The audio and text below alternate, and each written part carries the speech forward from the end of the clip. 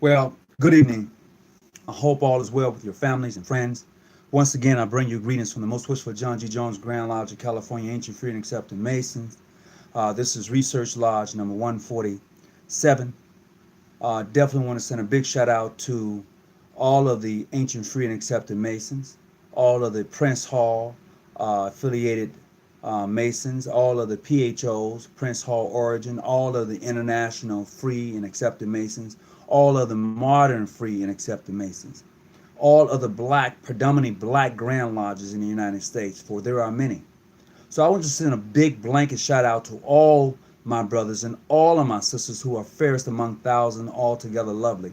Just want to let you know, first of all, how much I appreciate you and watching and definitely helping me to stay on my game and definitely helping to bring some light to some issues that face us all. So today I had a conversation and I was going back and forth with some brothers about some things in regards to Freemasonry. And I pulled up a book of mine that I have in my library, and I'm quite sure that many of you may have this same book and some may not, but I read it again.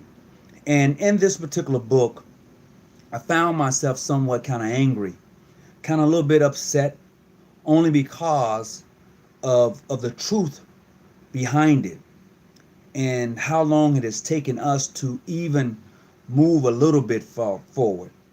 I found after reading this book that it is easier to love someone who you're trying to um, gain respect from than to love those who look like you, those who appreciate you. And after I read that, I was just kind of thrown back and I looked and I was like, damn, really, it bothered me. So this book right here, I was reading this book right here, and I thought about masonry. Just think for a letter. Just think for a minute. For those of you who may have read or may have the Willie Lynch letter, take for a moment and just go back and read that letter and then apply that letter to this thing we call Freemasonry. And I say that because as I began this journey into Freemasonry, I knew of various Masonic jurisdictions. I knew that. I'm from Mississippi. I knew of the PHO heritage. I knew of Prince Hall. I knew of the ancient free and accepted Masons.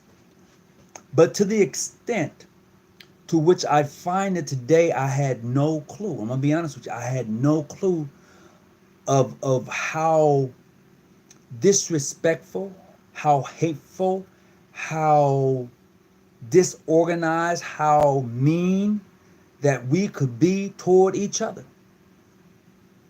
I didn't. And this is just recent. I ain't talking about I'm not talking about when I first came in. I'm talking about recent. I'm talking about over the past 3 to 4 years. I found that we can be some of the most meanest, nastiest individuals toward each other. When we all say that we're Masons, when we all say that we're Eastern Stars, we can be very cruel to each other. Oh man, I can't respect him. He clandestine. I can't talk to him. Where did that come from? Who told you that lie? Oh, well, they John G. Jones. He expelled. I can't get down like that. But you would rather fellowship. You would rather sit. You would rather congregate. You would rather accept somebody who has mistreated you, somebody that has bad intentions for you, than to accept those who look like you, those who want to respect you, those who want to be around you. You would prefer that you would, after reading this, bro, I have to rethink some things. I have to. And brother said, how many John G. Jones lodges are there? There are many. There are many, and I'm okay with that. The John G. Jones lodges, that doesn't upset me. The Prince Hall lodges, that doesn't upset me. The international lodges, that don't bother me. The modern free, that doesn't bother me. What bothers me is the mere fact that and you know who you are, can try to clown another Mason because you said, well, he didn't get his papers right. He ain't got his papers right. Well, you know, they didn't get it from England when they ain't straight. Well, they didn't get it from us. They ain't with us. Where did that come from? Help me. Where did that ignorance come from? Because I have many different Masonic rituals. I have many. I'm talking about more than 4 different Masonic. No, I got more than 5 different Masonic rituals from various jurisdictions. And all of them talk about one place, and that's the continent of Africa. But when we talk about Freemasons, we want to start with England, 1717, and that's not where you start from.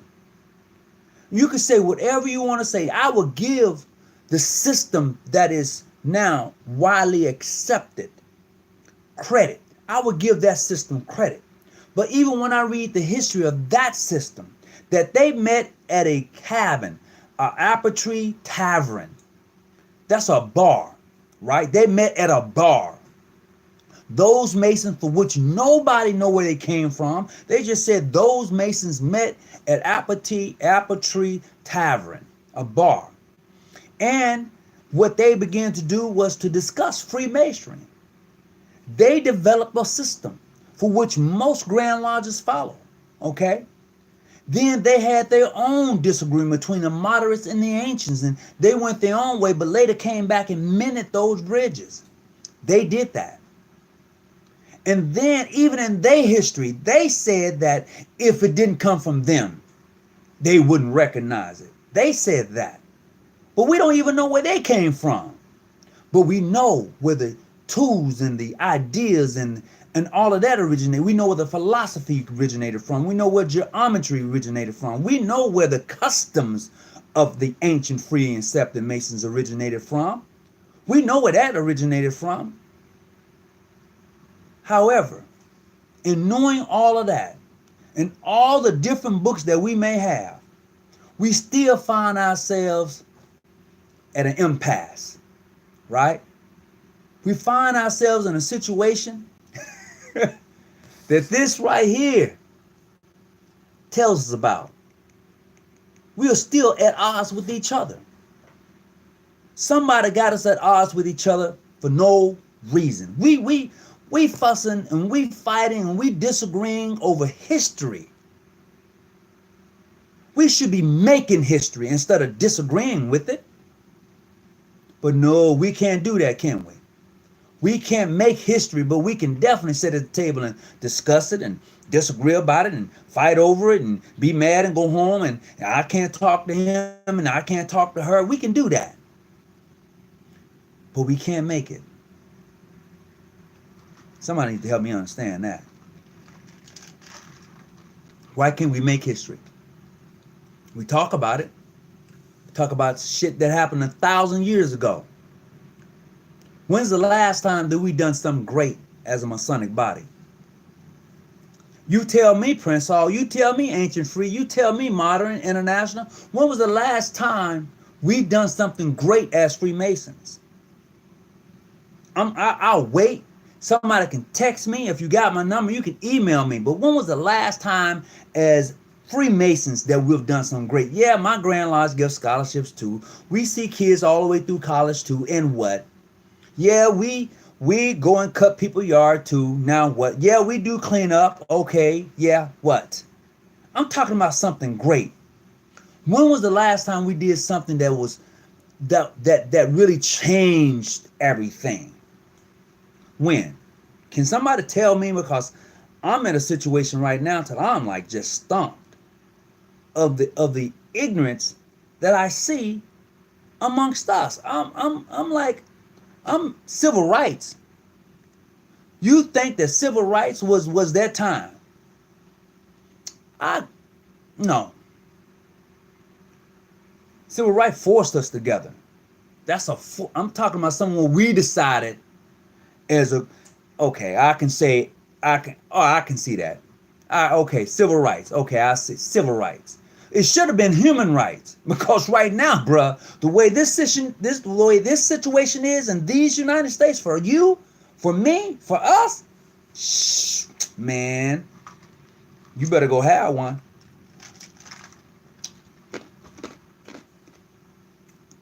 It makes, oh, it just makes me want to just, I don't know. I can't give up. I can't stop. I can't just sit idly by and just watch individuals who want to join Freemasonry, but refuse to join because of the ignorance that lies inside of Freemasonry. No, I can't stop. I got to push this envelope. I'm not. No, I can't stop because I'm on this thing. And as an old Negro hymn says, I'll go if I have to go by myself. I'll do it if I got to do it by myself. I'll push the damn envelope if I got to push it by myself. The ideal is there's leadership. There is leadership within this country as Freemasons. If they wanted to, if they really wanted to change and make things, I'm not going to say right, but really do something great. I'm talking about Masonic leadership. They could. Masonic leadership. They could. But you know what? Right now, I don't know who's ready for that. I don't know what body is ready for that. I don't know. I see more of disagreeing who's going to do this and who's going to do that than anything else. But I guarantee you that if, and I'm going to say this, because I believe that not all Prince Hall Masons are alike. I will not do that to them. I won't. They call all ancient free and accepted Masons clandestine, but all of them don't. So I won't put every Prince Hall Mason in a box. I won't do that. But I'll guarantee you this. If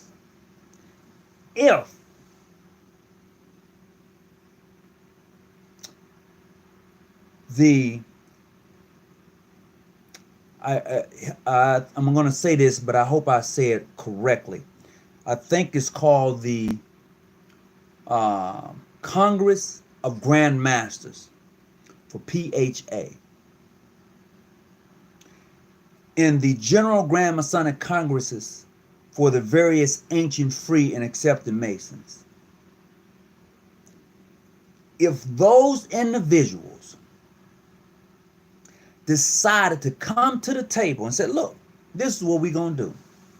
I ain't talking about recognition, none of that. I ain't talking about none of that.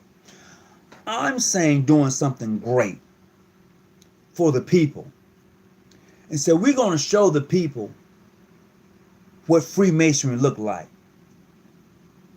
and set the standards of what Freemasonry should look like and be like, which is inclusive.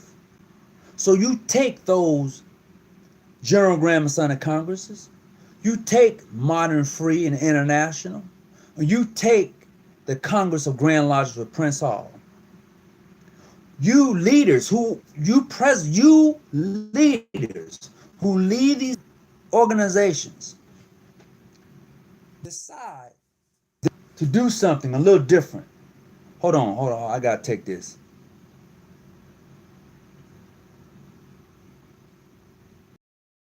My brother. Hey, Grand. I'm doing my live YouTube right here tonight. And I don't know where I just went offline. I don't know why I just went offline. Man, this is crazy. I just went offline. How you doing? Pretty good, my brother. How are you? I'm okay. I hope all. I hope so. Hey, I'm back, man. I don't know what happened, why I went off air or anything like that. It was weird. I don't know how long I've been off. I've been trying to work to get this thing back on. I was talking to a brother on the phone. Anyway, so back to what I was saying. So after reading that Willie Lynch letter again and figuring and thinking that who has the balls enough or the galls enough to really push this thing. I mean, you know, it has gotten to a point to where it doesn't make any sense anymore. It really doesn't. And if anybody out there has an idea, a serious idea how to make this happen, I'm all ears. And I'm not, like I said before, it's not about recognition. It's not even about that. It's totally about us as a people. Because somebody has been lying to us. Somebody has lied to us on and perpetrated the lie so long to we just, man, you know, we need to set our own standards, our own rules. We're abiding by other people's rules and their standards, you know, and it just got us all screwed up. It really, really does. To a point to where we just, I don't know, it looks like we're in the wilderness or somewhere, you know. I can't talk to you because you're this and you're that. It just doesn't make any sense when you're talking about something that nobody owns, when you're talking about something that can actually help a person become a better person, when you're talking about something that can really do something to really help shape somebody's life. When you're talking about that, that is just odd. It's crazy. You know, and that's where I'm at tonight. Why create a life based on what others need? Be your own light. You're right. Be your own light. But this happens. Even that damn light bulb gets tired. Be your own light. Even that light bulb, even that light bulb gets tired, brother. You know, no man should ever walk alone. You know, it's just like saying being on an island by yourself. Nobody wants to be alone. You can be your biggest light, and it can be bright for so long, but pretty soon that light is going to get dim. And what did you pass on? What did you give to the next person? What did you leave behind? So you had the brightest light. You was the light, but that light gets dim. That light gonna go out one day. Then what? You know? There will never be leadership among the Negroes. The Negroes allow everyone to sit amongst them with checkers and credentials, checking credentials, even though the mob requires a few years of venting before you can sit in a meeting. Well, Brother Smith, you may be on to something. You might be on to something. But there has to be, bro. I mean, we're talking, you know what? 1994, 96 is when, if I'm not mistaken, somebody can correct me, is when the recognition beginning with PHA and mainstream Grand Lodge. I think it was around 94, 96, something like that. Here's the odd thing about that. That book that Brother Lewis shared with me, I would say get that book. Brother Lewis, you're going to have to help me with that book again if you come on tonight. I think it's called Prince Hall, The Secrets Within. And reading some of the things that he has shared with me in that particular book, you know, look, I'm going to say this.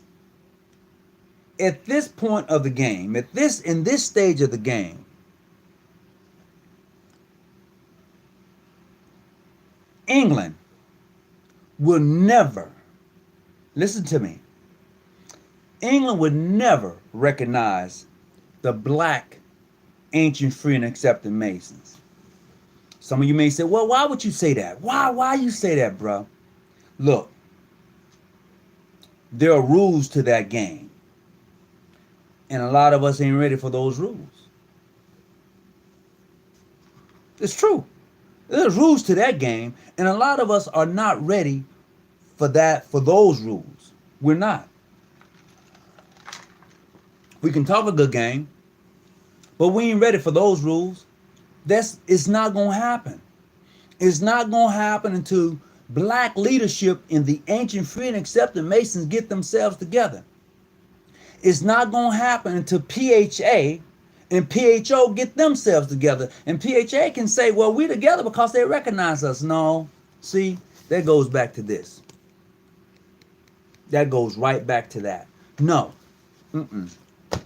See? It's all about developing a self-awareness of respect. If I got to ask you and beg you to see who I am as a man, then I'm less than a man. Check that. No, a man's worth is not, no, Brother Smith, you totally, no. Listen to what I said now. I have often said that I would rather be accepted and respected by my own than anybody else. So if you want to see it from that point of view, yes. Yes. Look, if a man can't go home, then he's lost. If you're not accepted and loved by your own, man, really? No. In this thing we call Freemasonry, first and foremost, I would prefer, and I've said it before, I would prefer, number one, being accepted and loved by my own foremost than anybody else. Secondly, I would prefer to work with those who are willing to work with me. That's mutual. So if you're not willing to work with me, I'm not going to go and beg and look for your assistance to work with me. And I'm not going to do that. I'm not going to do that. And any man worth his weight in gold wouldn't do it. No, he's not going to do it. Any woman worth her weight in gold wouldn't do it.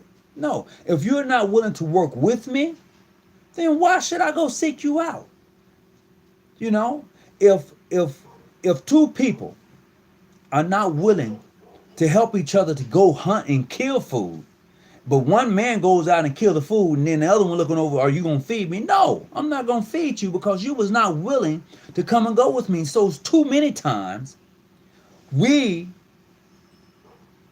forgive others before we even forgive the ones that look like us. And we all know that. We are so hard on each other till it's just unreal. It's just unreal. So today, I found out that there's a Filipino Grand Lodge in the state of California. I couldn't believe it. I couldn't believe, once again, there is a Filipino Grand Lodge in the state of California. Now, some may say, well, they're not recognized. Well, let me tell you, in California, Filipinos, shh, man, they don't care. It's a lot of them. They don't care. They ain't asked. And I just found out this today from speaking to another Filipino brother. I was like, really? Because I thought that most Filipino lodges was under the Grand Lodge of California or the Grand Lodge of Philippines. I thought that. But I was enlightened today to know. I went into a store. I saw this patch that this brother was making. And he told me it was for the Filipino Grand Lodge of California. And I was blown away. And he gave me some information, told me to contact this brother. Wow. That makes me think. So what's wrong with us? Somebody gonna have to help me on that one. Man, you want to do something great. Work on helping the 70% of the black boys in California that can't read at grade level. Well, bruh, it takes more than me, but you know what? You're absolutely correct. So you know what I went and did last week? Bell Elementary School. I volunteer there. 2 years ago, I was a volunteer of the year. So each individual must take his own journey. See, this thing is a journey. It's an individual journey, but yet it's a group thing. Because you're a member of a lodge, so it's a group thing. But you also an individual once you leave the lodge. So let's not get that twisted, Brother Smith. Let's have some understanding. Now, I understand what you're trying to say, you know, as far as what I can gather through the messaging, that you said, well, you know what, if you want to do something, help the 7% of, well, you know what, look at Mississippi. Don't forget St. Louis. Oh, Chicago. Don't forget Florida now. Alabama. Now look, don't just throw stones at California and say 70. Well, every state dealing with us have those issues. Every last one of them. So, as an individual, yes, you do those great things. You leave those impressions upon those young minds. You do that.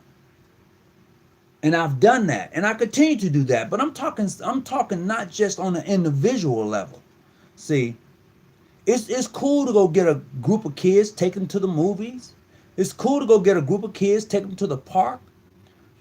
Take them to the museums, and that's all great and well. But after that is over, after school is out, and I've done my volunteer work, then what? Because that's where it's at. I continue to do a little volunteer at the Boys and Girls Club and all that, but it's bigger than that. It's bigger than me. And a lot of us tend to forget that masonry is bigger than all of us. We're just part of the totality of it all. Hold on.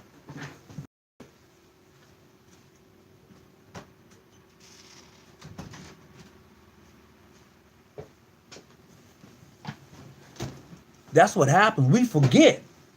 Masonry is bigger than this. Masonry is bigger than us. There are multiple Grand Lodges of the ancient, free, and accepted Masons, be it in the United States or worldwide. There's just multiple Grand Lodges all over the place. So Masonry is just bigger than where I'm at, bruh.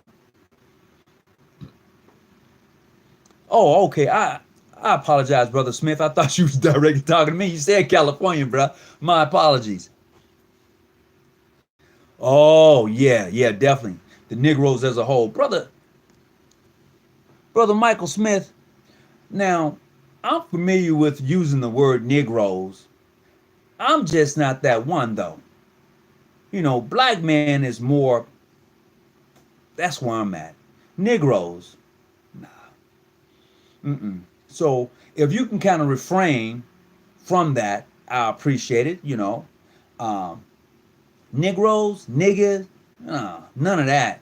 But the black man and the queen, we can work with those two.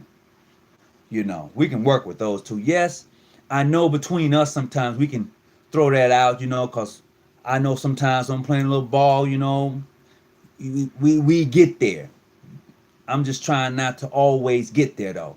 I prefer using other words, like, hey, when I speak and see one of us, I often say, hey, what's up, black man? That's me. But I just want to let you know how I felt about that.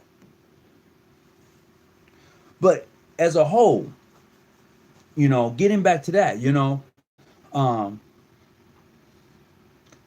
we as a whole are going to have to do better than what we're doing now.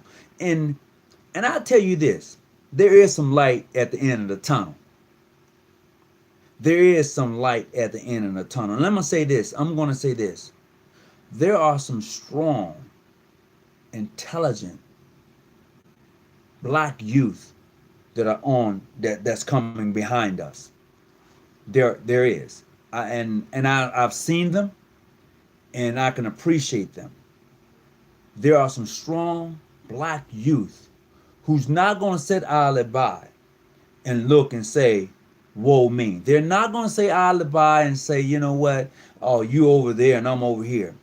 There's a group of youth. There are some young people that's coming behind us that are now in their 20s, that are now in their early 30s. They're going to change the world. We can say that they're, there are some young people. And if you've done any volunteer at these various schools, you can see them. And they are going to shock the world. See, the civil rights of my era, that 60s, 70s, that thing right there, that fight in the 60s, early 70s, 50s, 50s, that civil rights thing right there, that was, but this new thing, they ain't playing. No, this other generation is coming up. They ain't having it. See, that generation coming up behind us is a different monster, you know. And if you ever have the opportunity to talk to some of them, man, yeah, that revolution won't be televised. You know, that revolution won't be televised. My thing is to push the envelope. My thing is to definitely bring forth Freemasonry. Because I say that because Freemasonry is great, man. For anybody to sit and say, oh, it's an occult, is this and that, I've met some great brother Freemasons. I mean, there were Prince Hall Modern Free International. I've met some great brothers that will really go out of their way to assist and aid you. And it's not about a 3-letter, 4-letter thing. I met some great white Masons from mainstream Grand Lodge of California. I have. But in particularly us, we got some of us that just, you ain't there yet. You still with a plantation state of mind. You know, your paper, you still with that mind that if you're not accepted by this group, then you're not a Mason. Some of us are still there. And those are the ones that I want to push that envelope. You know, because it's bigger than that. It's definitely bigger than that. 20 million black abortions since 1960. Black women give Koreans 10 billion annually on weaves. All right. I got that, Brother Smith. You throwing out some good numbers out there. But here's the thing. Black people are not a monolithic type of people. We're not. See, here's the thing. We still in a nightmare. Not a dream, but a nightmare. A lot of us are still in a nightmare. We talk about the money we may give Koreans and how we do. But a lot of us hadn't been educated on the stock market and how what you call long-term wealth. A lot of us haven't been educated. A lot of us don't have money when we start out in life. You know, a lot of us are just, when we start out, I hope I don't miss anything. A lot of us, when we're starting out in life, brother, we leaving home with nothing. Period. You can have a PhD, a DDD, or whatever. A lot of us are broke when we come out of college. We starting jobs off at McDonald's and different places like that. So we're talking generational wealth. They're already up ahead of us, brother. They're ahead of us by 300 years. So when you throw numbers out like that, it's great. But you got to look at where the starting line has been set and where the finish line is at. Because every time we get ahead, they move the damn line. You know, think about this here. If they don't bomb Wall Street or burn it down, if they don't do that, what do you think we are at? What do you think happens? Huh? That's what I'm talking about. I should be getting some juice. What do you think happened? Okay, they don't bomb Wall Street. Okay, that's what I'm looking at. I think I just froze, but anyway, you know. Oh, shucks. Okay, there I go. So they don't bomb Wall Street. They don't down Rosewood. They don't do the killing and the hangings that they done to us. What do you think we'll be at?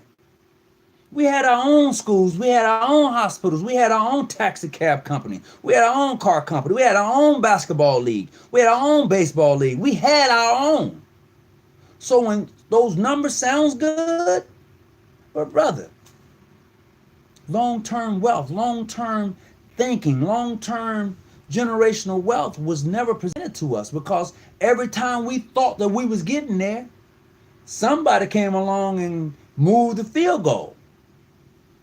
That's what they did. Group economics. Boom. I will give you that. I will give you that. Group economics is the way to go. I'll give you that. I agree 110%. However, you got to start somewhere.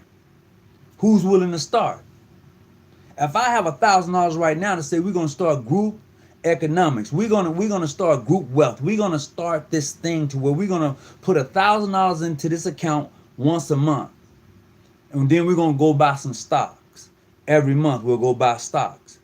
Who's all down for it? Do we trust each other that well?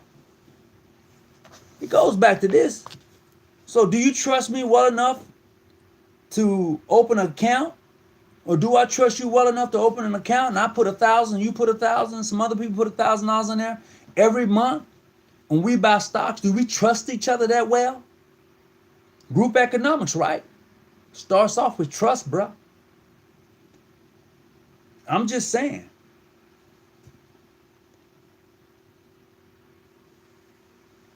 Correct. We can. But we have to start trusting each other. We got to stop cutting out each other. We got to start using this thing we call Freemason to help benefit us. That's what we got to. We got 50C3s, we got 501C3s, we got 501 this, we have those things. We have people who can write grants. But do we trust each other enough to do that? Man, this thing has been acting up all night long. Jeez. I don't know what I'm going to do. Jeez. Hold on. Let me try something. I hope I'm online. I don't know if you can hear me or not. But man, this is crazy.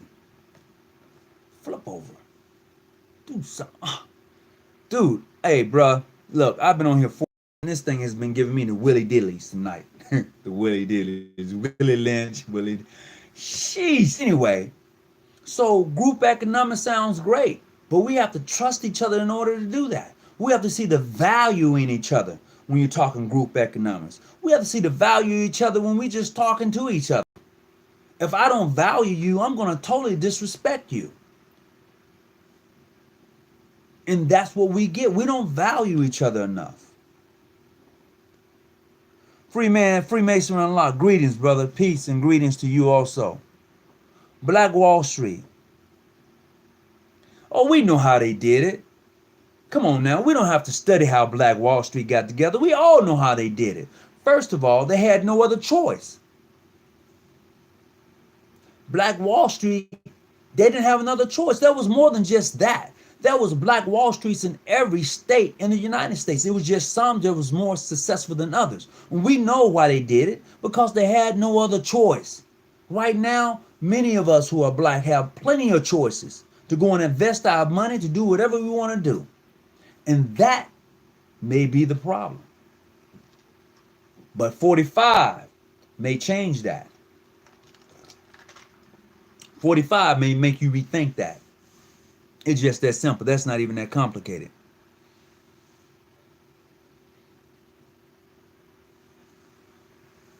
You know. So group economics is a viable thing to look at. You know. Black Wall Street, we all know how Black Wall Street got started. The ideal is that, do we trust each other enough? Can we? Let me see what Willie Lynch said. Willie Lynch said, I'll give you an outline of actions, but before that, I shall assure you that distrust is stronger than trust. Envy is stronger than admiration, respect or admiration. The black slave, after receiving this introductory, shall carry on and will become self-refueling for self-generation for 100 years or more.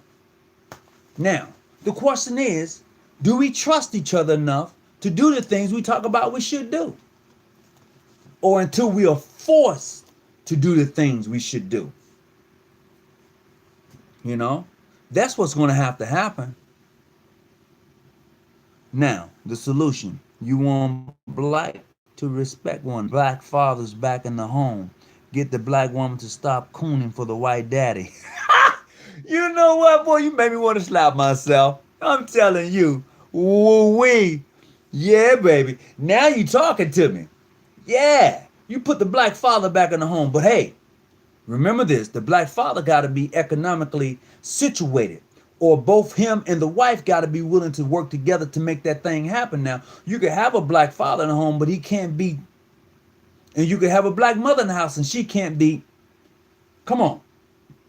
There has to be mutual respect amongst them two in order to make that whole thing work. Boy, my battery is about to go down. Give me just a second.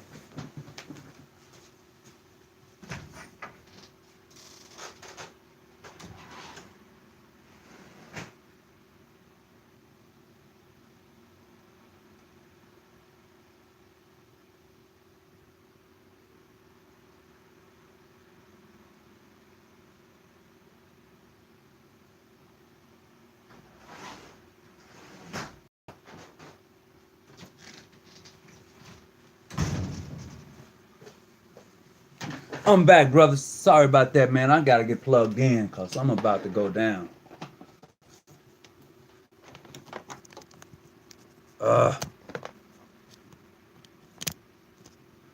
Woo! That should help. Yeah, so. Not when you own. Okay. Brothers, it has been definitely one of those nights for me, and this whole system has just been blowing up.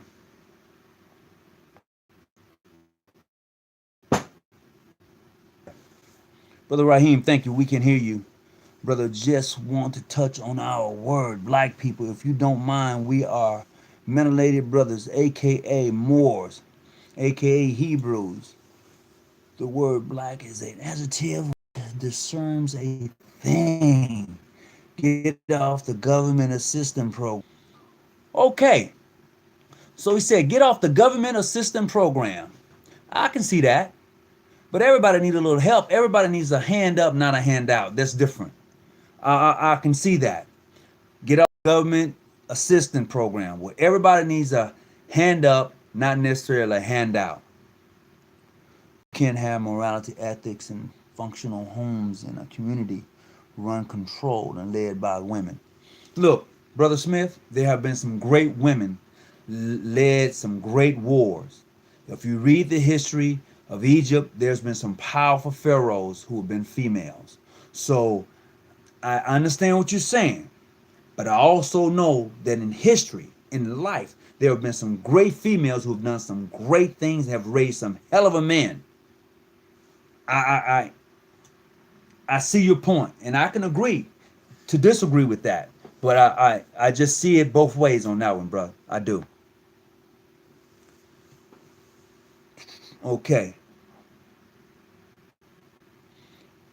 Black fathers give direction, guidance, and safety, not just financial, to the home. It's impossible for a black father to ever allow his biological daughter to go out in a short skirt. I agree. I have a daughter, you know, and bruh, I agree. You know, as a father to a daughter, I talk to her in two different ways. I talk to her as a father, and I talk to her as a man to a young lady. You're absolutely right on that.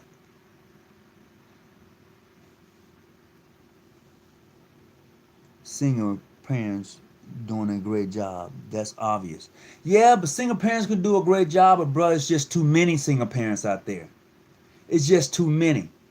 And I will go back to something Brother Smith said just a few minutes ago. Individually, do your thing. Brother Smith, I have to agree with you. Individually, do your thing. Make a difference individually. You can change people's lives individually. You can. But on a group setting, like the Freemasons and the Order of the Eastern Stars, Check this out. Just for a moment. Low battery. I don't know why I'm not charging tonight. This has really got me like, ugh. But anyway, so check this out. So when you look at this thing we call Freemasonry, I just think about this for a minute. And I'm going to look at both aspects from the Masons and Eastern Stars. First, from the Masons. So you Masons, we Masons who proclaim to be part of this great organization as Freemasonry. If we go back and we look at what we said in our various obligations, all the way up, if you're a Knights Templar, if you're a Lodge of Perfections, if you're in the consist, whatever, look at those obligations that you took to that other man, to that person before God. Then you look at your oath that you took, because your obligation and your oath are two different things. Another time, another discussion, but it's true. So take a look at that just for a moment. And I'm just going to throw the word out, 5 points of fellowship, and not just talk about it, but those of you who are Masons understand that. Now you brothers, take that to heart. Take it to heart and apply it. Now, for my sisters, there is no white supremacist without the black woman working with the white man to give black men hell. Brother Smith, but that's not necessarily true. That's not necessarily true. Because I know, just as many of us know, I know my grandmother, she used to work for a white family. Yeah, washing their clothes, babysitting their kids. Maybe she was even breastfeeding. I'm just saying, you know that our grandparents did those things. They did those things. So, I don't know. They worked in their homes, you know. They worked in their homes. The black community worship black women. I don't. The black community worship black women. I don't. The man comes first always. I'm pro-black man. Hey, more power to you, Brother Smith. Make it do what it do, baby. Roll with it. You know? Pro-black man, I am not against that at all.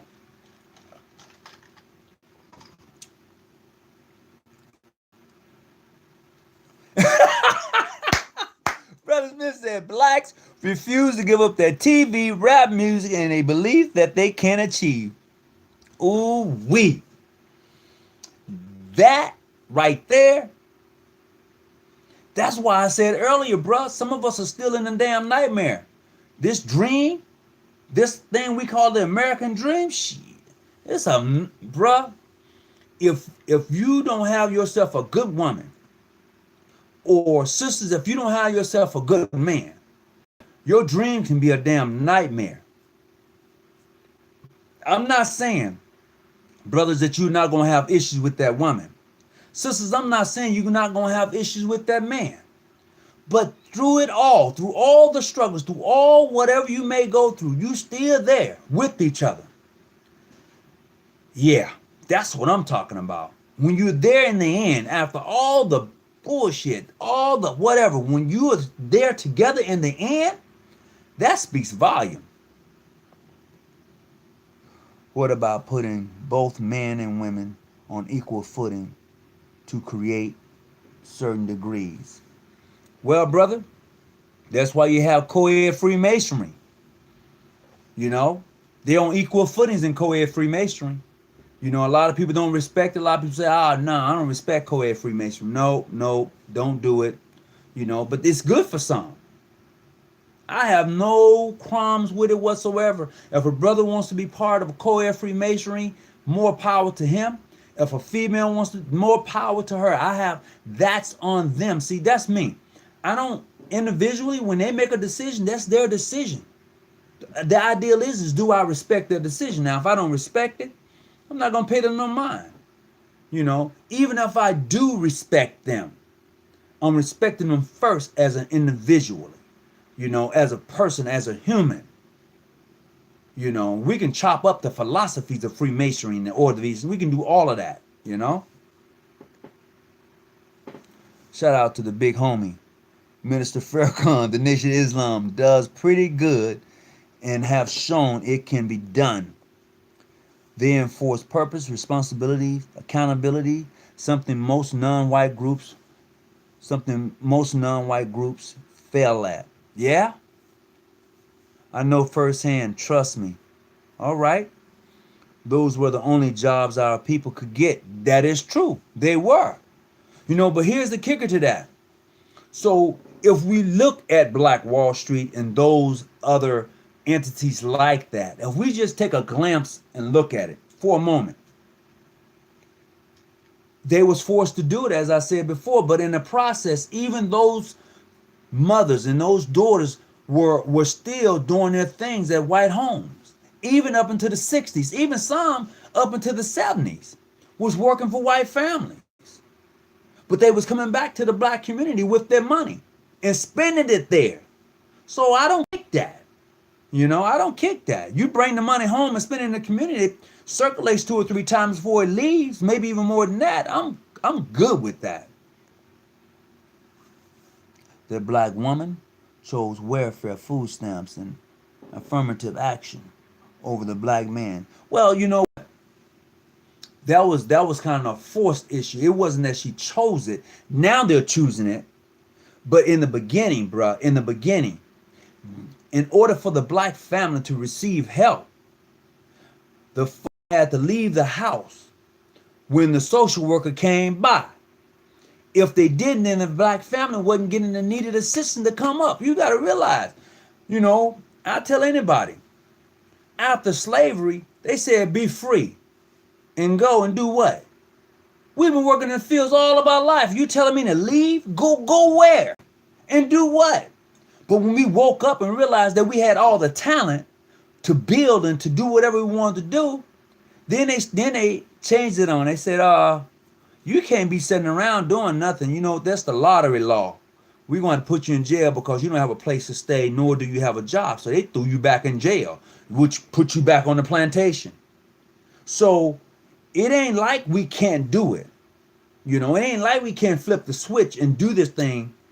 But it's just difficult now since we've been so integrated into the system of Americanism. How effective is the nation if it was founded by a white millionaire from Texas during the 1960s? The nation is controlled. Wait a minute, bruh. Wait a minute. The nation was way here before the 60s. The Nation of Islam was what 60s. You got to take that a little bit farther back. Now, the nation has been very effective. Let me tell you just how effective the Nation of Islam has been. They've been so effective. They had a system in Chicago that brought down homicides and killings amongst their own people. They tried to get the government, the Nation of Islam tried to get the government to give them the money and the resources to really push that thing. And then the government did their own study on the Nation of Islam and said that their technique was it was the thing to do. But they pulled the money, bro. They said no. Because we must remember the Nation of Islam was in Cabrini Greens. That's no longer there. They was in the projects. All right. They was there doing the work. But it takes funding to do a lot of stuff. But when the money got pulled and the government saw how effective they was, they cut it. You can read that. That's something that is not hidden. You can go research that yourself. So they was very effective in the job they was doing for the community. That's for sure. Do you know what that did to our community? Black men being told to leave the home. Oh yeah, bruh. Who don't know what that did to our community? When they was forced to leave. Baby, you can't stay here tonight. Social worker will be here first thing in the morning. I need you to be out. So he's leaving home at 3 o'clock in the morning. The social worker showing up maybe at 8, 9, looking at the kids, making sure they got that milk and that cheese. Come on now. Come on, let's talk about that milk and that cheese. Now, you had that long, if you 50 or over, maybe even in your late 40s, you know about that big thing of cheese and the milk and stuff. Come on now. Now, come on. You know about that.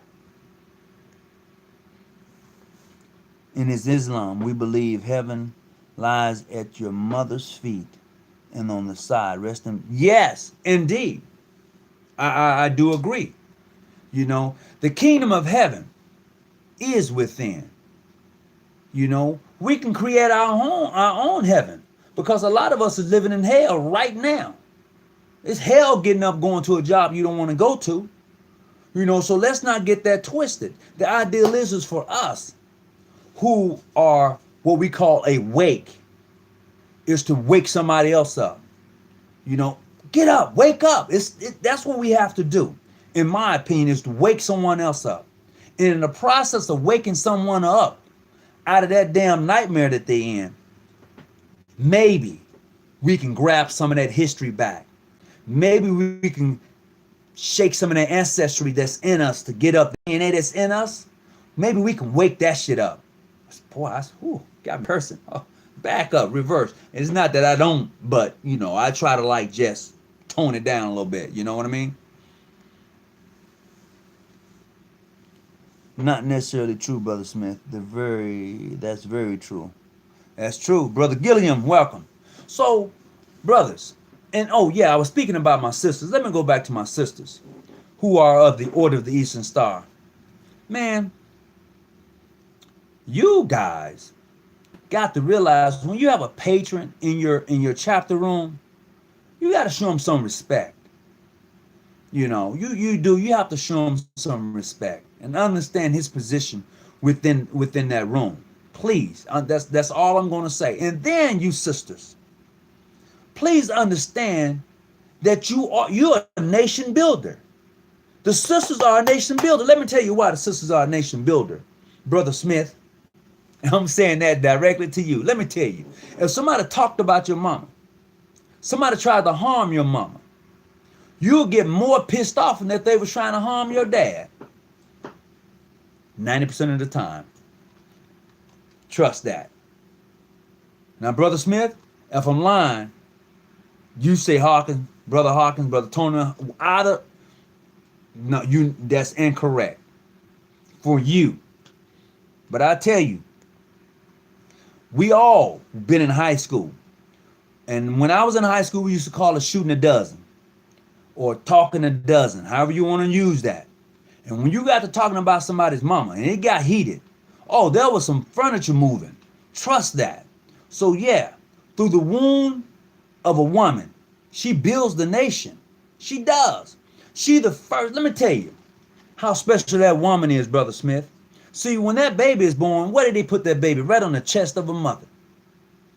The best milk a baby can have is the breast milk from a mother. I work in the medical field.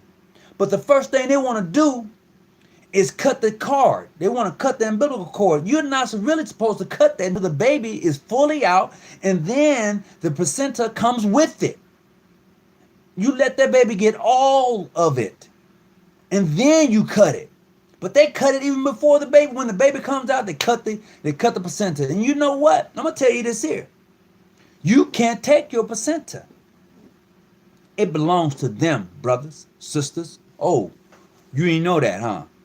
Once that baby is born, that placenta comes out, it has so much vitamin and everything is in it. They take that. They take that. They sure do. All right. The first teacher. The mother is the first teacher. And that's real. Baby said dad. Said mama. They don't say mama first. They say dad first. If the dad is in the home, and that goes both ways. You know, there's some great single fathers out there. But nobody can teach a young lady how to be a young lady but a mother. There are some great mothers out there, but damn it, a man can really teach a young boy how to be that man. And Brother Smith, what you said earlier is absolutely right. I have to agree with you on that part when you saying that it hurt the family when they forced the man out of the home because you needed the assistance from the government for the family to survive. It was hard. It was hard for our families to make it. And it's still hard. Depends on where you live in these United States. Ooh, Brother Smith. Now we're gonna have to disagree on this one. The black father is more important than the black mother. Men build society. Women, where you at? Women go to the strongest male. Thus, black women are abiding black men. Well, go listen to James Brown. This is a man's world. And listen to the whole song. At the end of that song, I'm quite sure you're familiar with it, Brother Smith. He says, I can't do nothing. I can't do nothing without a woman or a girl. Just the facts. That song says it all. Now, he said in there that man can make toys, man can buy from other men, man can build buildings, but nothing makes a man like a woman. Come on, Brother Smith. You know that. If you're married, you know it. Another example that can be done. John G. Jones, Grand Lodge, California, Hosea Lodge.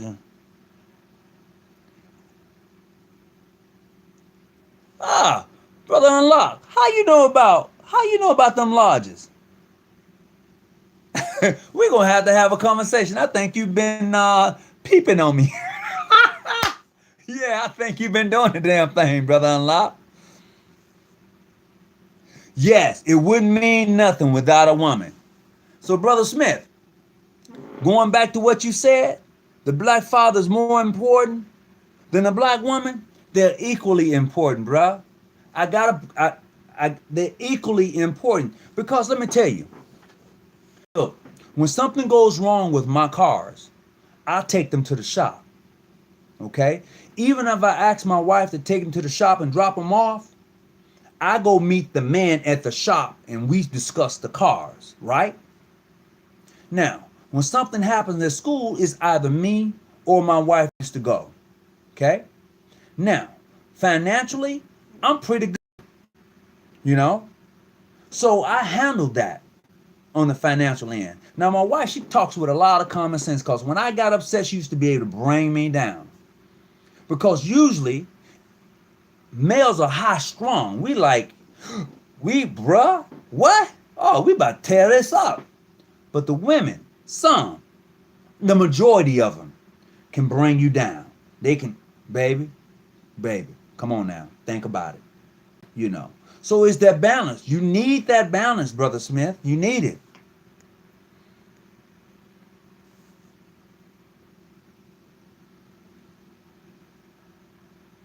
Yeah, you know why Brother Smith? You said the black men in the United States are the only men on the planet that reveres the woman.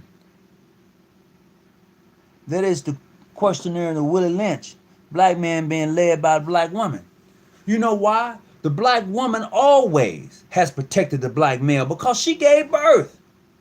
She never wanted anything to happen to her child. So what did she say? Baby, go and do it, baby. No, baby.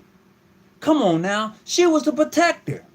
Now, in some cases, that hurt us because, you know, when we wanted to protect the woman, we stood down because she was like, no, baby, calm down. You know. So I can see your point, Brother Smith, but come on, bruh. Come on now. That black woman, she can raise a nation.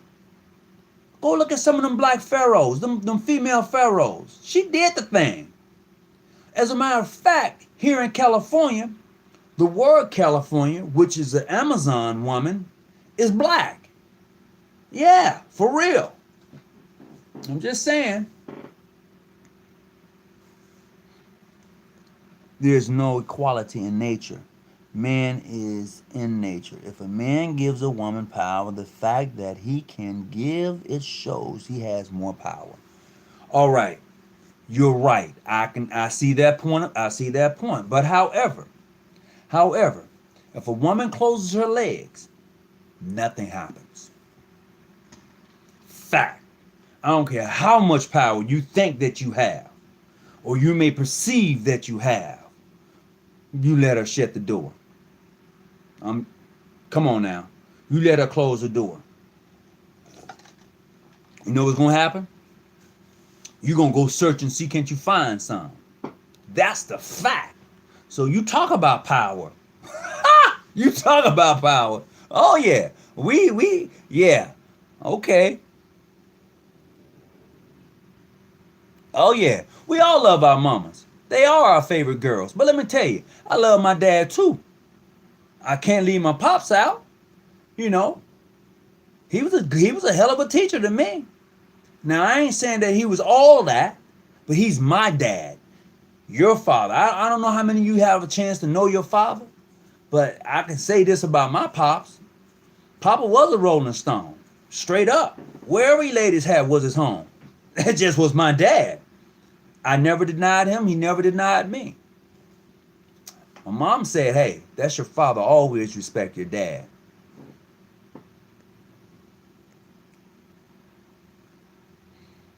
I just about say that, Brother Hawkins.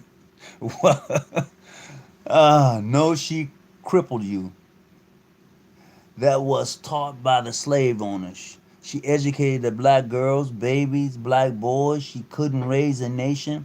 I refuse to throw the black man away in jail or in the morgues. Bruh, you're right. To a point. She did hinder us because she didn't want anything to happen to us, Brother Smith. Mothers protect their kids. You go around a mother lying. Not a mother. Yeah. A lioness. You go around a lioness and see what happened to your butt. Even the lion get jacked up. Yeah, for real. I'm just saying, we have to look at that from different points of views. And the mere fact that a mother, man, ain't nothing like the love of a mother. Your father love is a little different, but a mother love? Come on now, Brother Smith. You can go out and shoot somebody. Your mother will follow you from the courthouse to the jailhouse, and she would give your last and put her last on the books for your... She would do that. Now the dad, he'll say, well, you know what? Shit, you did that. You on your own. You know? Because I've told my son that you go out and you do some crazy stuff, you on your own. Oh, away the house to save her son, her daughter. She was like, oh, hell no, I ain't going down like that. That's the love of a mother. Man, do you know how passionate and strong that is? Come on, Brother Smith. Yeah, but God was so serious about the male and female role that he placed in almost every living thing on earth, male and female, from the human to the plants. Oh, yeah. Oh, for real. Brother Raymond, yeah, you know, he did that thing. The two things, yeah, the two go hand in hand, for real. She yanked that naked, turn around. Oh, boy, you guys got me cracking up. Oh, man.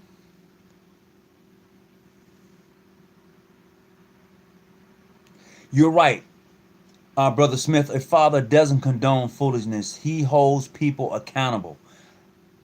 To add to that, it may be foolishness, but a mother, brother, nothing. She can turn your life around. A woman can turn your life around.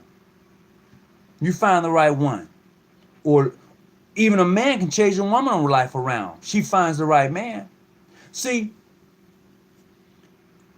it's like this. As a married man, I don't think no other woman can put up with me. Just a fact. I don't think another man can put up with my wife. Because he'd have been and had a damn stroke, or they done broke up or something. I don't know. I don't think so. No, I'm built for that woman. And she built for this man. Simple as that. That's the difference, Brother Smith. Women are the helpmate of a man, and a woman takes the position of a man sometimes when need to be. I can roll with that. The points you are making, Brother Smith, are all listed in the Willie Lynch letter. He said the points you are making are all... It is. It is all listed in the Willie Lynch letter. It certainly is.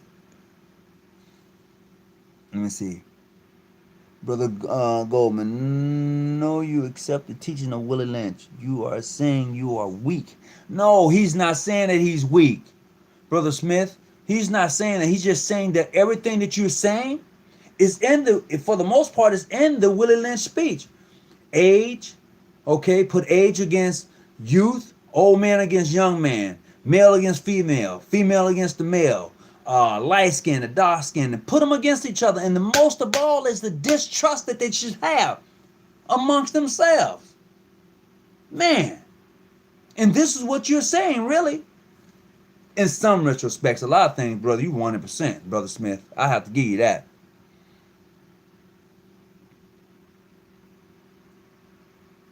Yeah, definitely the points you were making are there. Can't deny that, you know? So, bruh, my thing is for us, Masons, is to take the working tools that we so hold dearly, those emblems, and begin to use them in such a way to wake up the next person.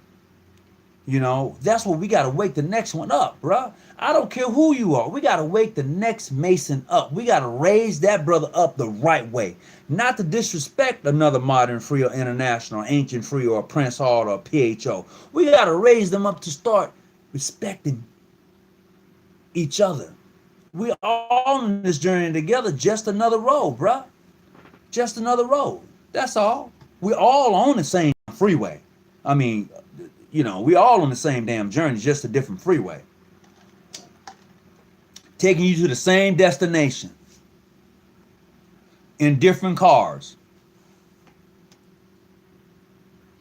Yes, women do need a male role model, just like a male need a role model.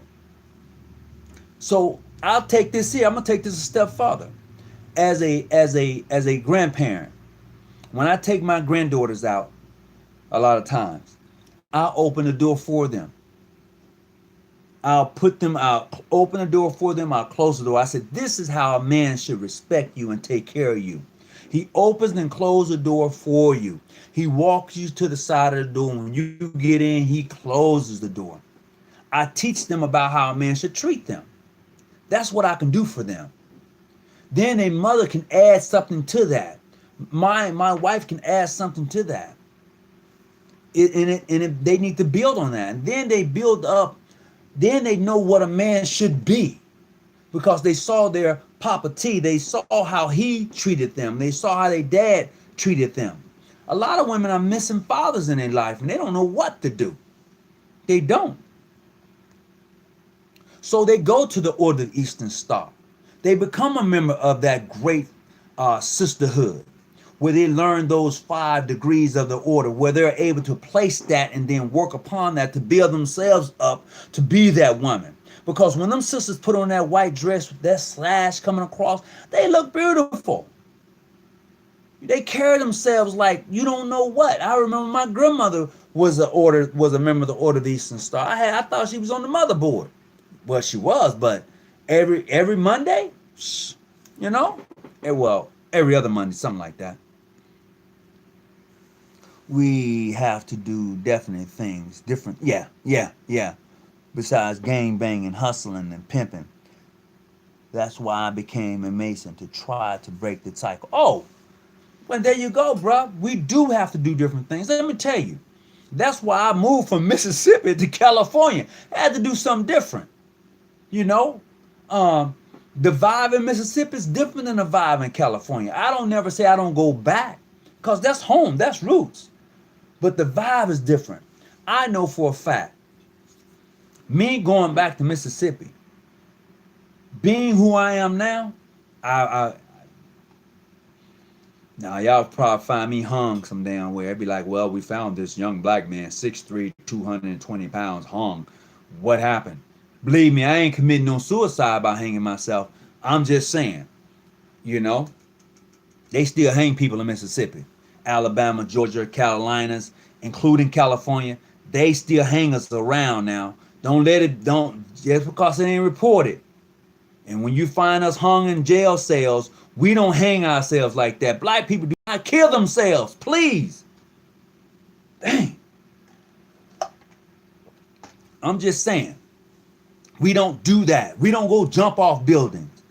We don't kill ourselves. Now, we may go smoke, get high, get drunk, but we ain't killing ourselves. We don't do that. You can't love yourself if you are buying product, weaves, wigs, skin lighteners, and Well, brother, yeah, Brother Smith, you're right. It's difficult to love yourself, but it goes back to this: light skin against brown skin or whatever. You know, society has it that if you're dark or something. I forgot how they say it. If you're light, you're right. Brown get around. You know how to do the paper bag skin test? Come on now. Can't forget. Oh yeah, you can't forget about Louisiana. There's some strange fruit growing in America in some of these fields. Trust that. There are probably mass graves of slaves somewhere in the United States. You know. Osiris, fixating which is Isis, and not to say he ruled over her, but that she enabled him to be the God he is. See, there you go. There you go. See, you done went and you done brought Osiris in this thing. Yeah, you didn't done that. You had to go there, didn't you? But I tell you what, when I get through with my ritual, yeah, it's gonna be all about the continent of Africa, because this is what I'm finding out. Because some brothers like to share some stuff with me. No black woman should be wearing a white woman's hair. Image black man wearing Tom Cruise's hair texture. Hey, I agree with you. You're right. Wear your own stuff. You know, I can't even die this. I'm letting this thing just do what it do. You're right. You're absolutely right. You know. But you know what? We have to realize our people are trapped in a damn nightmare, and it's hard to wake some of them up, bruh. Brother Smith, come on now. You know it's hard to wake some of us up. It's just hard. It is. But we got to take this thing we call Freemasonry in the Order of the Eastern Star and wake some of us up. We got to use that. A lot of people, oh, it's an occult. You're in this occult. You don't know anything because you're not high enough. Oh, forget all. Look, the principles of Freemasonry in the Order of the Eastern Star, in what it means to be part of the great fraternity of the Order of the Eastern Star and the sisterhood, is awesome.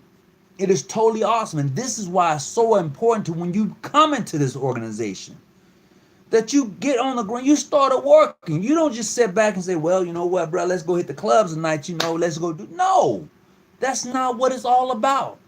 It's all about developing and helping the next man become the better man. It's all about that woman, helping her to mature into that, you know, that lady, you know, that lady, you know. That's that whole thing. But some of us got to reverse. We got to reverse that. We want to go hang out with the boys. We're going to turn up. We want to do all of that. But Masonry is bigger than that. The Order of the Eastern Star is bigger than that. And the sisters have to be held responsible too. You know, you can't be out turning it up. You got your, I've seen some of y'all. You got some nice little, you know, you got some nice ones. No. Mason should have made you a better man to solve these problems. You can't hide if you like. You can hide if you like. That's true. Masonry, I'm going to tell you, if you are in the right lodge, that lodge is going to definitely help you to mature. It's going to definitely help you to become better. And I say that because the lodge I'm in, I've been in it 32 years now. The original members are gone, but boy, I remember as a youngster coming into that lodge. No, you was black and white every night. Every night, every time we had a lodge meeting, you had to dress black and white. You had to. You couldn't come in and not have. So I took my suit to work. And when I got off work, I went to the hall, I changed. It was mandatory, but now, see, this is a whole nother thing. Now in Freemasonry, we have the shirts, you know, we're going to wear our shirts tonight. with a pair of slacks and shoes. That's cool. But there's nothing like wearing the whole suit, bruh. It was something about wearing the black and white suit when you go to your lodge meeting. Now, see, now we do it on special occasions. So tonight we have the inner apprentice initiation. We're going to all dress in black and white. A couple of months later, oh, we got the fellow craft. We're going to do black and white. Oh, we got the master mason. We're going to do black and white. But in between that, you know, we kind of dress down. You know, you do. I know some of you others do. You know, so we kind of dress down a little bit because the times have changed. You know, there are some things we need to maintain, but we know times have changed a little bit. So we kind of adopt to some things, you know, because if you don't, your membership will die.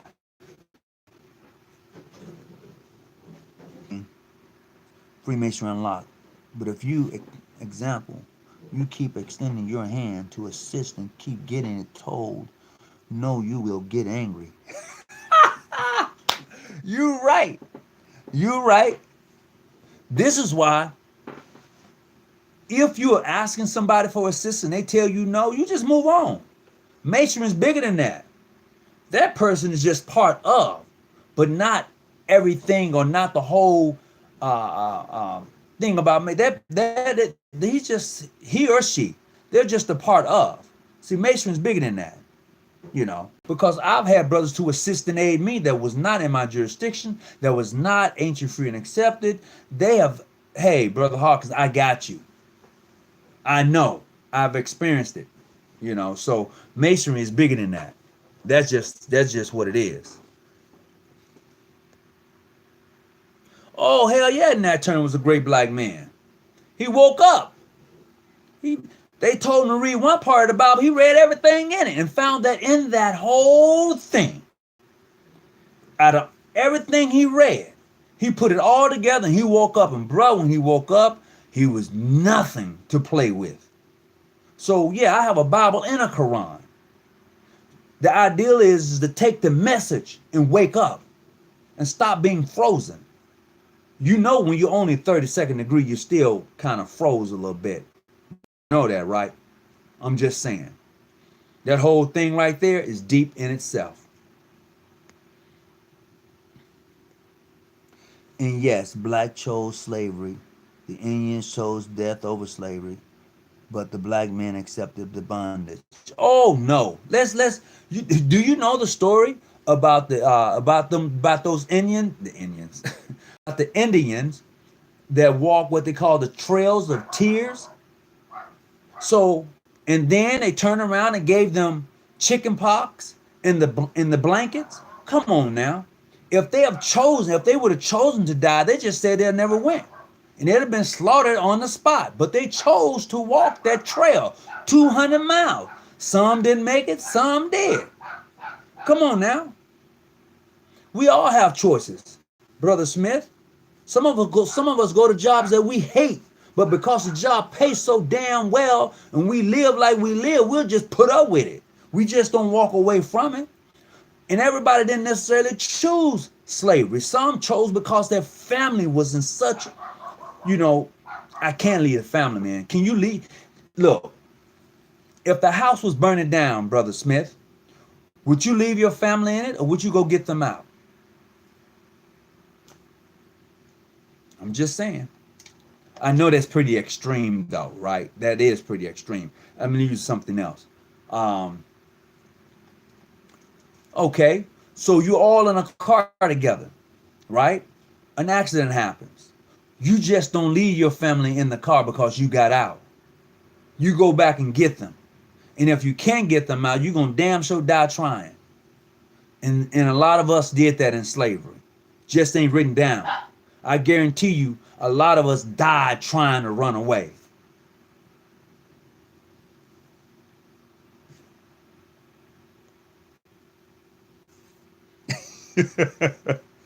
Blacks didn't choose slavery. We chose conditions. Oh, well. All right.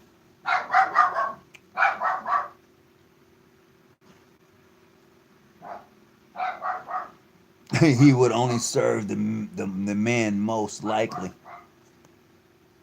The white man said he couldn't make slaves of Indians because They yearned to be free and would fight to the death. But you can't put all of us in a box, Brother Smith. You can't do that. You can't say that the black man didn't want to be free. You can't say that. You can't. You know, a lot of us was caught up and a lot of us escaped. A lot of us got away. That's why we all over the place, all up in Canada. We all over the place. A lot of us got free. A lot of us. A lot of us, when the freedom came, we just said to hell with it and probably jumped and tried to swim back to Africa. You know, so you can't put us all in the same boat. You can do it. Some of us was already here before the so-called Columbus. No, he didn't even land in America. Before slavery started, a lot of us was already here. Brother Smith, come on now. You have to know that.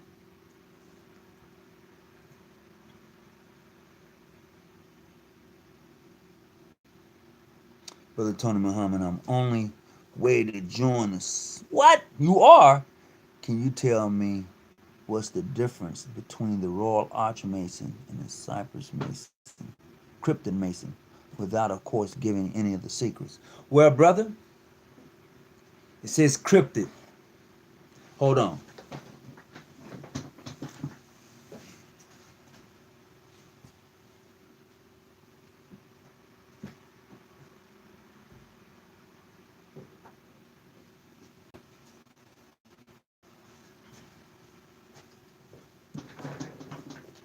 It says cryptid for a reason. I have this little book. This is an Indiana Monitor Freemason guide. Okay? And in this monitor, you know, it talks about different things. Hold on. The best one, hold on.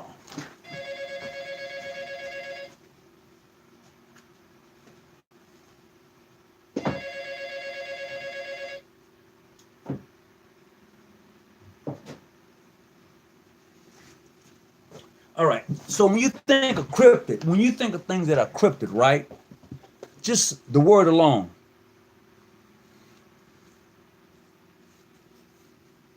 I'm just saying. The word alone. Look up the word alone, and then you can kind of have a better idea of what you're in for. I think it's a good degree. A lot of us don't practice the cryptid degree, you know, a lot. And when I say that, I'm speaking clearly in regards to the ancient free and accepted Masons. Some, I ain't saying everyone, but I'm saying some don't have that degree work in their structure. It's true. Some don't. And some do. So yeah, the cryptid degree is pretty decent degree, bro. Enjoy the works. Enjoy the work. So you'll get a kick out of it. But there's nothing like the Royal Arch, though. Just saying. Just saying. Okay. Blacks on those ships were from various cultures, had warriors and servants among us. Today, we still have warriors and servants among us. We do. That's the smartest thing you said all night, Brother Smith, and it's not just to throw a punch. My apologies. I'm just saying you're right. We still have warriors and servants among us. We do. You know, you have some brothers, boy, you set them off, it's done. It's over. They'll blow you up. You are indicating that you are unable to break the cycle of the Willie Lynch. Ooh, wait a minute.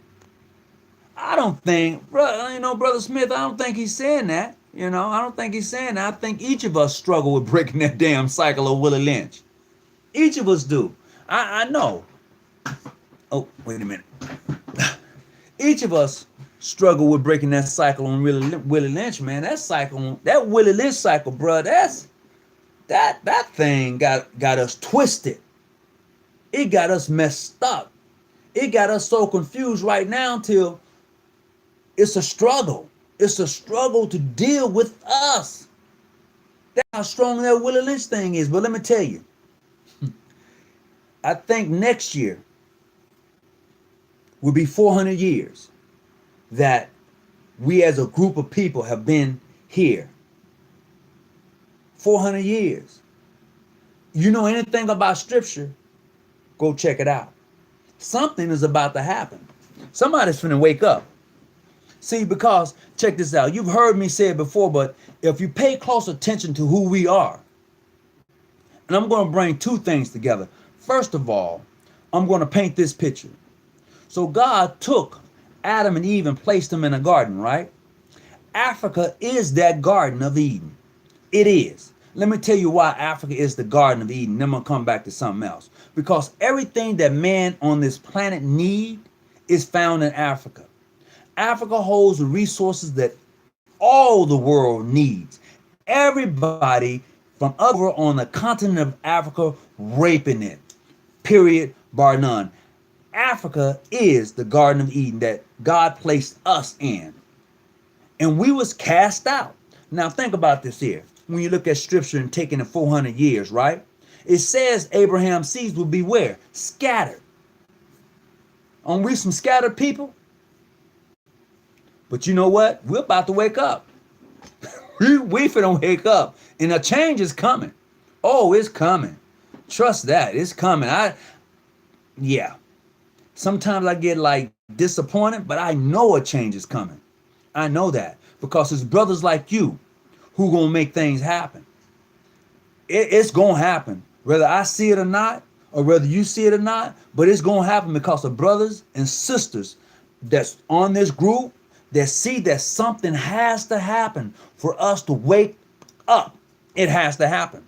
It's just that simple. You can't sit here and just be the same B and just settle. You can't be here and just settle. You can't. You can't just be. No. No. No. No. Mm-mm.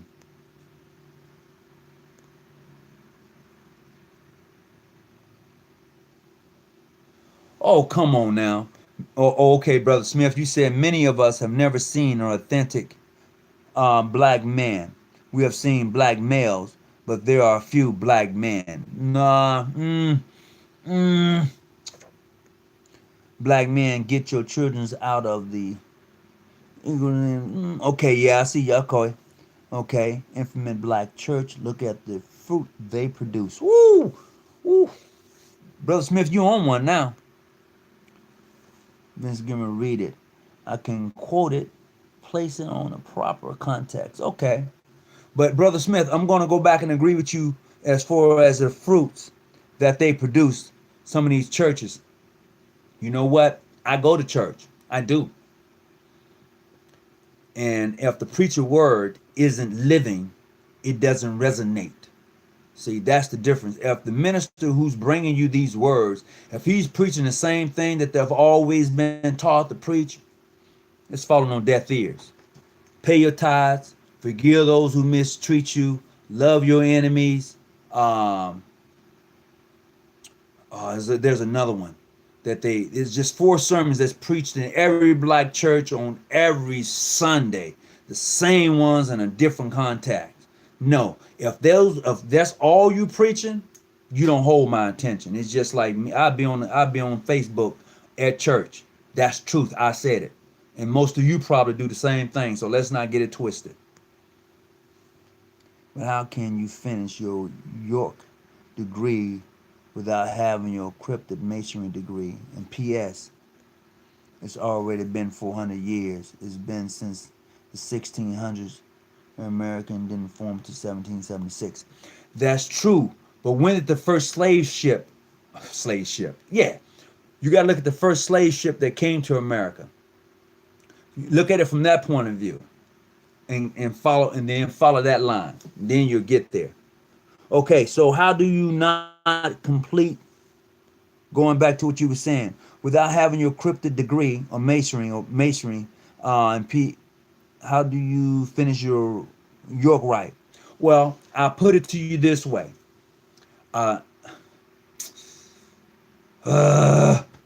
Because a lot of us have not been fully educated in the degree work of Freemasonry. Some of these bodies do not practice the cryptid degree. So they only go up to the Royal Ark, they'll skip the cryptid, and then they're going to the knighthood, all the knights. And you know, some of them they're just not cryptic. They're just not cryptic. They're just not equipped to teach that degree. It's true. You could, I tell you what, bro. If you think I'm lying that they're not equipped to teach that degree, I start talking to some brothers about it. Once you get your degree work, you start approaching other brothers about it and see what they tell you, and see can they relate to you. You'll find out. All right. But Christopher Columbus showed up in 1492. Did he show up here in 1492, or did he show up over in the Caribbean in 1492? Oh, he said they're scared of those 613 laws. Brother Lewis, boy, you crazy. Brother Lowe, I'm sorry. Let's see. Huh. Is that where America got its name from? See, I'm always learning something. 1619. There you go. Thank you. 1619. There you go. There you go. 1619. 400 years. Next year, 400 years. Gonna wake up.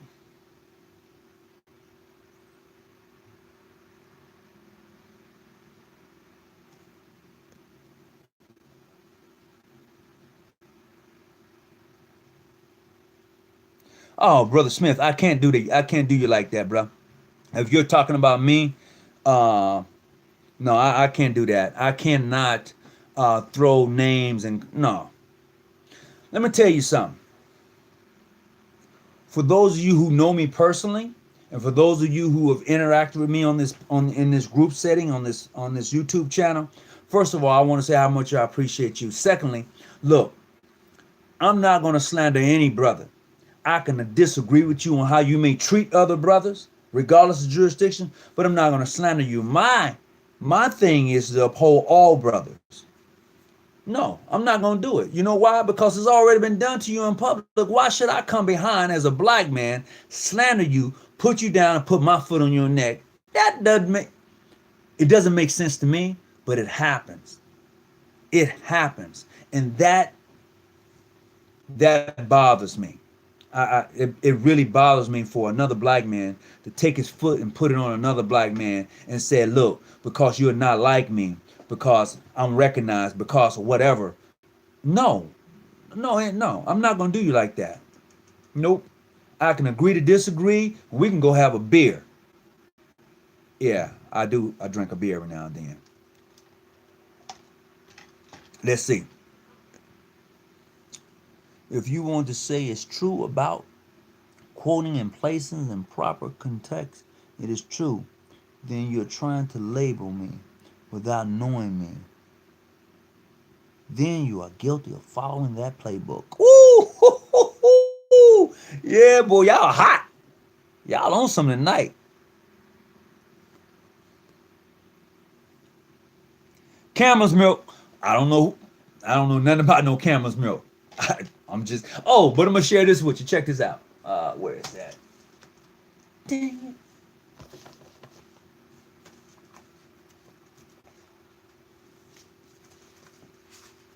Oh, shucks. You know, you have something, brothers. Oh, man. I'm gonna find it when I go off.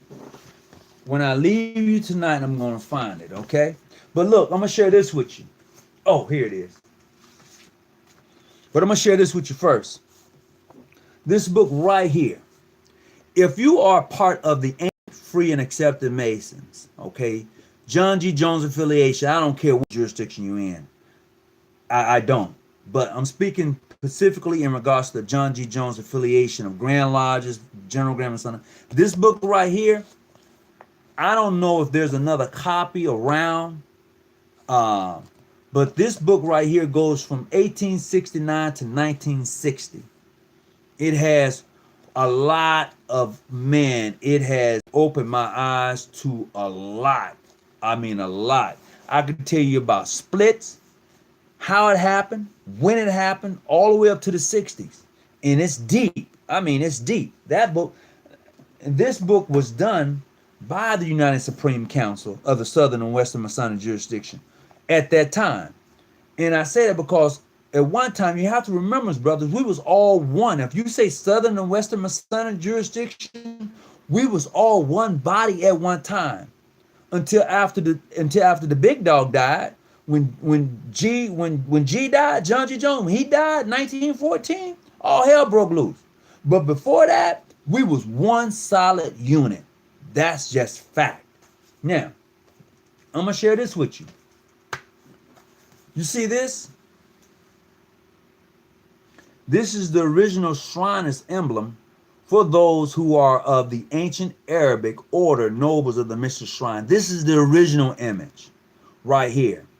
Okay? This is the original image. This is why when Prince Hall Shriners got sued, they changed the emblem to the 5-pointed star. But this is the original emblem here. Okay? Now, below this, you see that? You see that? And then even below there was hanging the 32nd degree.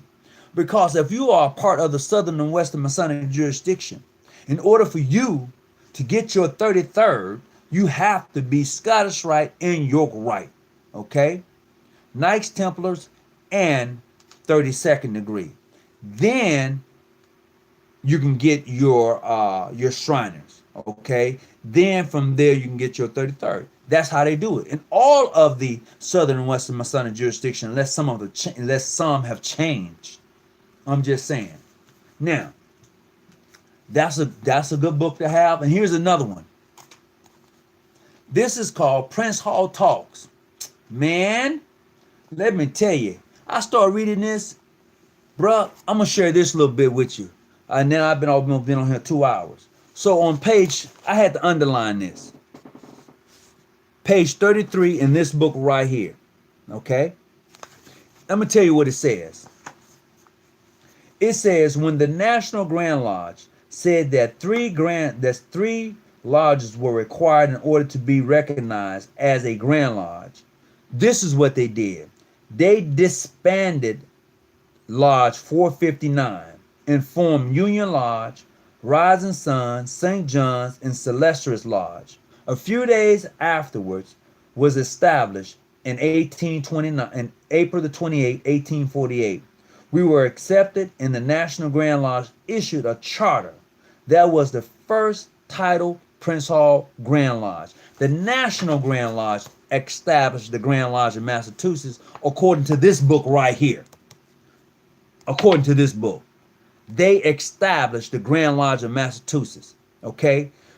Lodge 459, as we know, was disbanded and developed 3 lodges from that lodge. Then they formed that Grand Lodge, which name was the first Prince Hall Grand Lodge out of Massachusetts from this book. I'm just saying, there's a lot of information out there. So let's not tear each other down, but build each other up, and damn sure stay out them bushes and keep your light on. So I'm out. I hope you enjoyed the night. It's late, and I'm about to head up. So do what you do, baby, and I appreciate everybody for tuning in. And whatever you do, lift another brother up. Don't walk by him. All right? Peace and be well.